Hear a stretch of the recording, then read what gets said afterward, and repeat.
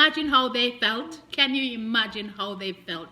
How is this not being taught? This is what I cannot get over. Why is this not being taught? We also need to take accountability. No, but I wasn't wrong up in mind. But I wasn't wrong up in mind. Hi guys, it's the Island Girl. I'm back with another reaction video for you today. And today I'm reacting to the hidden truth behind the end of slavery. And this is part 2.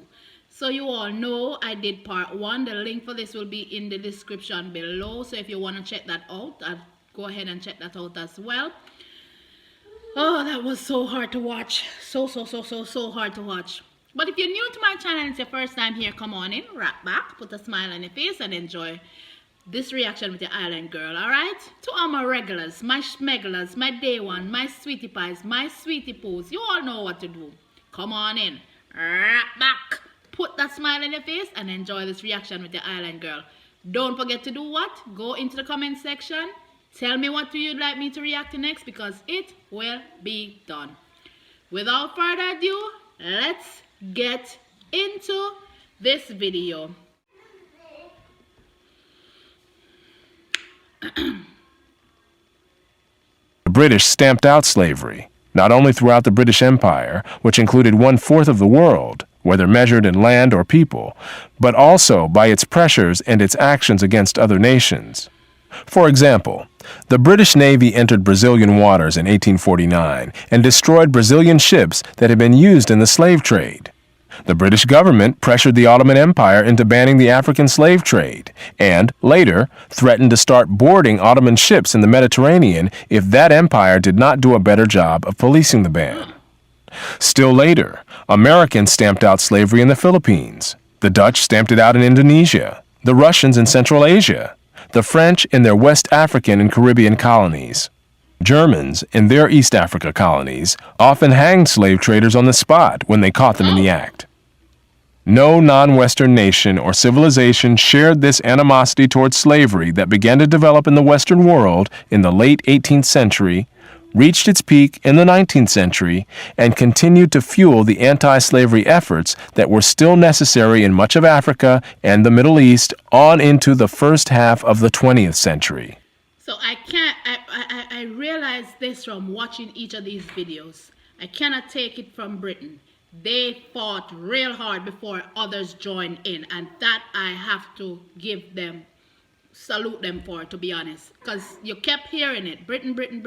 I have to give them their what a word I'm looking for. I have to give them their crown for fighting so hard, because most of others joined along, but they kept going, they kept at it. This worldwide struggle went on for more than a century because the non-Western world in general resisted and evaded all efforts to get them to root out this institution that was an integral part of their economies and societies. When the British ambassador to the Ottoman Empire first raised the issue of abolishing slavery with the Sultan in 1840, he reported this response: "I have been heard with extreme astonishment, accompanied with a smile at a proposition for destroying an institution closely interwoven with the frame of society in this country, and intimately connected with the law and with the habits and even the religion of all classes, from the Sultan himself on down to the lowest peasant." Similarly, the Maoris of New Zealand responded to comments on their enslavement of some fellow Polynesians on other islands by saying, "We took possession in accordance with our customs, and we caught all the people. Not one escaped. Some ran away from us. These we killed, and others we killed. But what of that? It was in accordance with our customs." When British Foreign Secretary... Are you freaking serious? Are you serious? Did he just said, oh, we took possession? We took possession? What possession is human for you to take? Oh my word. According to our custom. And then you think you have the authority to take one?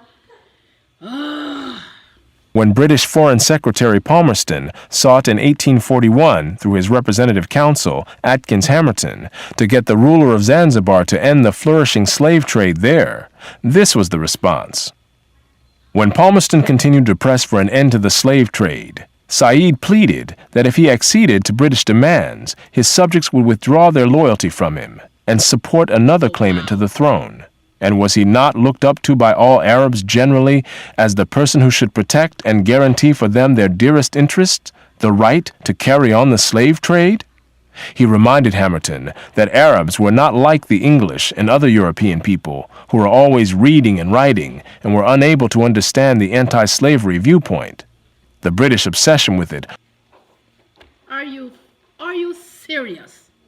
Are you serious? So, tell you, greed, power, the weak, straw is beyond me.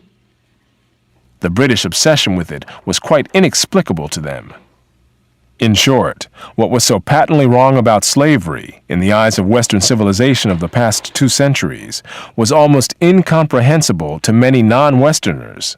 Eventually, some Westernized elites or intellectuals in non-Western societies also became embarrassed about slavery. But these societies developed no such fervent anti-slavery movements as those which propelled successive European and European offshoot societies to ban this practice for themselves and to stamp it out, among others. In the Western world, hostility to slavery was by no means confined to elites. When a British ship stopped at Zanzibar in the 19th century, it was considered dangerous to let British sailors go ashore, for fear that they would riot if they saw the slave market there. In the years leading up to the abolition of slavery in Brazil, soldiers and their officers no longer believed in the legitimacy of slavery, and so dragged their feet when assigned the task of recapturing runaway slaves. Soldiers continued to be sent to places where slaves were on the loose, but were not afraid to express their unwillingness to capture fugitives. The commander of an army unit sent to a community in Sao Paulo early in 1888 agreed to maintain order, but openly declined to capture slaves. In places runaways were loitering on the roads, refusing to work. Army units sent to control them did nothing. Not all Brazilian soldiers refused orders to control or recaptured escaped slaves, but there was enough opposition to this role that a formal request was made to the civil authorities by the military to relieve them of this distasteful duty. With public opinion increasingly hostile to the continuation of slavery, and many Brazilians keenly aware of and painfully embarrassed by the fact that their country was the last one in the Western world to still have slavery, the plantation owners were increasingly isolated, and some began freeing their slaves themselves in anticipation of official emancipation, and in some cases in hopes of retaining these workers as employees. Thus, when the official date of emancipation arrived in Brazil, most slaves were already free, either having been freed by plantation owners or having simply left the plantations on their own, secure in the knowledge that the surrounding population was not likely to cooperate in their recapture and return. Still, when the official day of emancipation arrived, it was a cause of national celebration. I don't know if you guys can see it. But just hearing this, goose pimple all over my body. Just hearing this. You know, can you imagine how they felt? Can you imagine how they felt? Wow. Wow.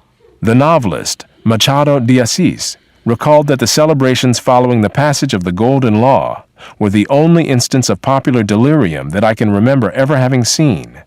One Sao Paulo newspaper described the crowds that gathered to celebrate. To try to describe the splendor of that festival of joy, to tell everything that happened, falls beyond our abilities. Never has this capital seen such multitudinous and unanimous enthusiasm. Wow. Perhaps at no other period of history was the contrast between the Western and the non-Western world greater. Here was the scene when the Ottoman Empire announced the end of the slave trade. In 1855, when the Sultan's firman was read out in Mecca and Jeddah, it caused a revolution.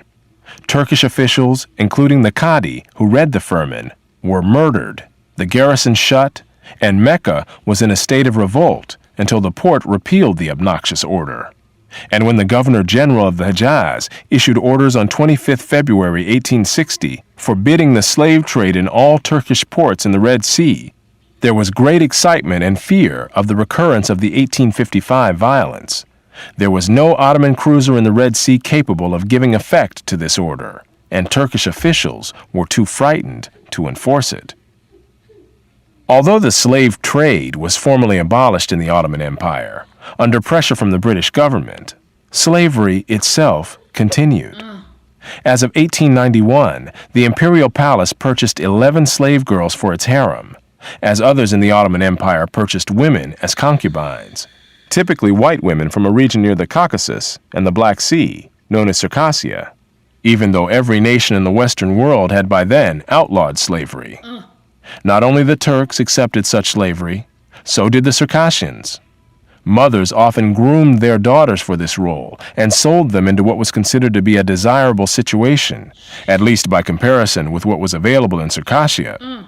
British Foreign Secretary Palmerston said, "The only complaint we have ever heard from the Circassians has been against our attempts to stop the traffic."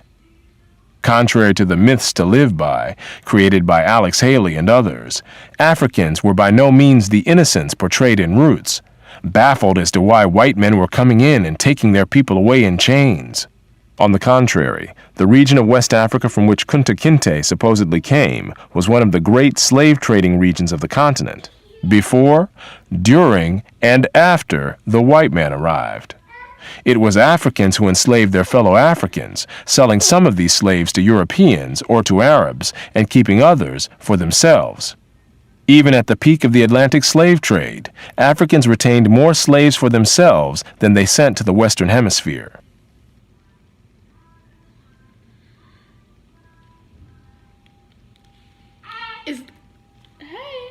It's like the more I learn, the more my head is going left, right, up, down.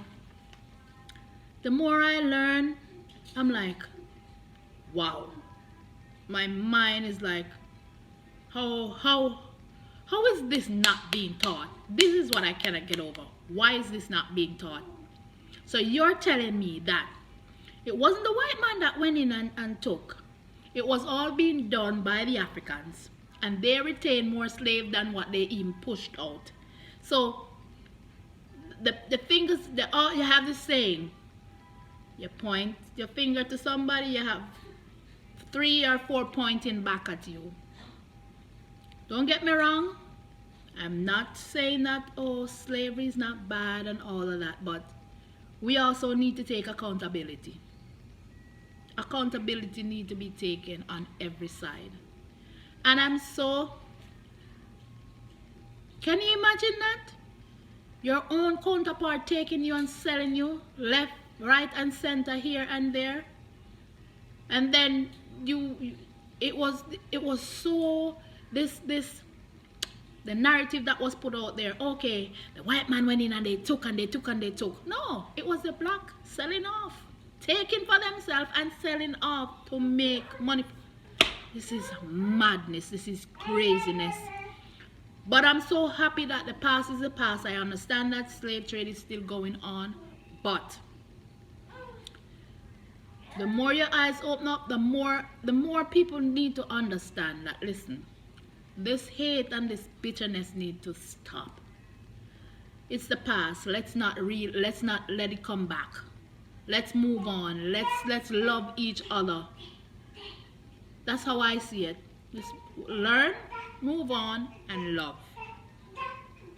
Grow to love. And don't let it occur again. Wow. It's your island girl and I'm running out of here. Thank you so much for watching. Thank you so much for recommending these videos to me. If you'd like for me to check anything else out, put it in the comment section and it will be done. I love you guys to the max and I'll catch you guys in another video. Bye.